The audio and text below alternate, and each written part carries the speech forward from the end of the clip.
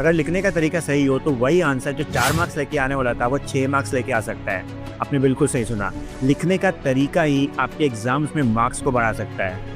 क्योंकि टॉपर्स सिर्फ ज़्यादा पढ़ाई नहीं करते, उनको पेपर लिखने का बखूबी तरीका पता होता है, जिससे टीचर मजबूर हो जाते हैं उनको फुल मार्क्स देने के लिए। तो आज की इस वीडियो में मैं तुम्हें टॉपर्स का वो सीक्रेट देने वाला हूँ जो एग्ज़ाम पेपर के दौरान करते हैं, और यही सीक्रेट को फॉलो करके मैंने भी अपने एक सारे बोर्ड एग्जाम में 80+ % को स्कोर किया। तो अगर आपने ये माइंडसेट अपना लिया तो आपके मार्क्स अपने आप बढ़ेंगे। तो चलिए शुरू करते हैं।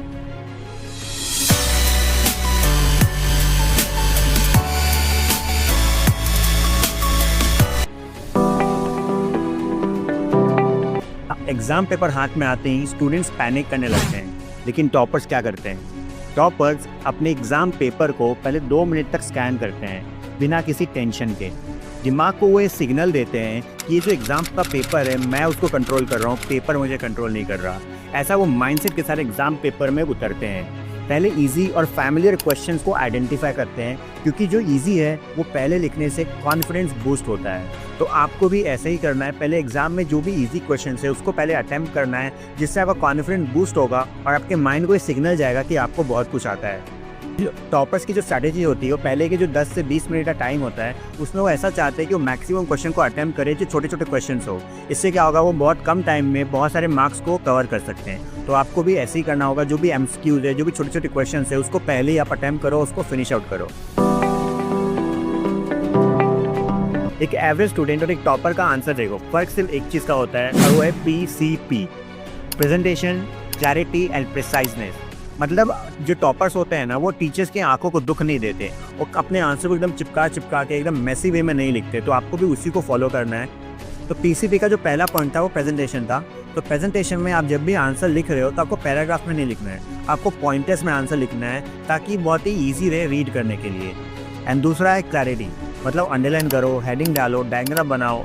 जो चीज़ें जितनी ज़्यादा अट्रैक्टिव दिखेगी टीचर को वो एग्ज़ाम पेपर को साइन करने में उतना ही ज़्यादा अच्छा लगेगा और वो आपको अच्छे मार्क्स देंगे। एंड तीसरा पॉइंट है प्रिसाइजनेस, मतलब आप जब भी आंसर लिख रहे हो तो एकदम घुमा चौड़ा के टीचर को बेवकूफ़ मत बनाओ। जब भी आप आंसर लिखो तो घुमा फिरा के मत लिखो, टू द पॉइंट लिखो। जब भी आप चीज़ों को टू द पॉइंट लिखोगे टीचर उसको पसंद करते हैं, बिकॉज जो भी स्टूडेंट टीचर को घुमाना चाहता है टीचर को समझ आता है कि भाई ये खिचड़ी बना रहा है, मुझे ही घुमा रहा है। तो आप टू द पॉइंट आंसर लिखो, टीचर उसको पसंद करेंगे और आपको मार्क्स भी देंगे। तो अगर आप पेपर को टाइम पे कंप्लीट नहीं कर पा रहे हो तो टाइम मैनेजमेंट का ये हैक अपनाओ, 30-60-90 फॉर्मूला। फर्स्ट 30 मिनट सिर्फ इजी और शॉर्ट आंसर लिखो, स्पीड बिल्ड करो।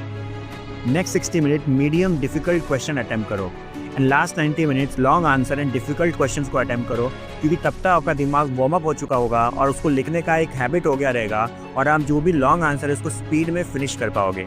टॉपर्स का टाइम मैनेजमेंट इतना परफेक्ट होता है ना कि वो पेपर को टाइम पे फिनिश कर लेते हैं और उसको रिवाइज करने का भी टाइम निकाल लेते हैं कि कुछ गलती न हो गई चेक करने के लिए। और वहीं बाकी स्टूडेंट्स आधा पेपर फिनिश करके रोते रहते हैं कि पेपर ही फिनिश नहीं हुआ।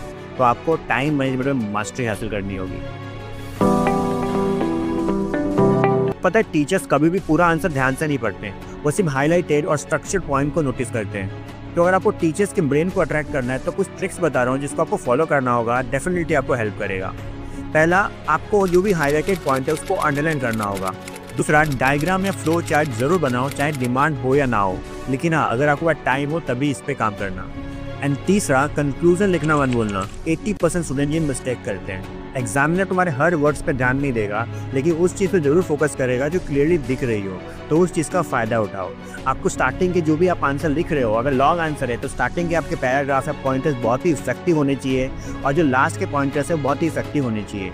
मिड में थोड़ा बहुत आप काम चलाओ चीज़ें भी डाल दोगे तो कोई फ़र्क नहीं पड़ता, लेकिन आपका स्टार्ट और एंड तगड़ा होना चाहिए, जो टीचर मैक्सिमम नोटिस करते हैं। What to do if you go blank. देखो, अगर एकदम से कोई चीज़ याद ना आए तो पैनिक मत करो। ये 3 स्टेप रेस्क्यू प्लान को फॉलो करो। स्टेप 1, स्किप करो और आगे बढ़ो। ब्रेन को ओवर थिंकिंग करने से बचाओ, क्योंकि ये बस आपका टाइम खाएगी और आपका जो आगे का क्वेश्चन है आप उसको भी सॉल्व नहीं कर पाओगे।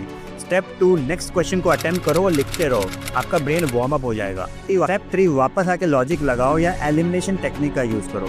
बहुत टाइम ऐसा होता है कि तब तक आपको आंसर याद आ गया रहता है, बट इनकेस अगर तब तक भी आपको आंसर याद ना आए तो आगे के क्वेश्चन को सॉल्व करते रहो, और अगर टाइम बचे तब उस पर अपना टाइम आप यूज़ करो उस आंसर को सॉल्व करने के लिए। याद रखना टॉपर्स भी ब्लैंक होते हैं, लेकिन वो सिचुएशन से पैनिक नहीं होते, उसको स्मार्टली टैकल करते हैं, अपना टाइम वेस्ट नहीं करते। अब आपके पास एक टॉपर लेवल गेम प्लान है, और अगर आपको ये स्ट्रैटेजी अच्छी लगी तो लाइक करो और कमेंट करके बताओ कि आपकी कौन सी एग्ज़ाम चल रही है। और इस वीडियो को अपने उन दोस्तों के साथ शेयर करो जो अभी भी बिना स्ट्रैटेजी के एग्जाम लिख रहा है। Help them to score more.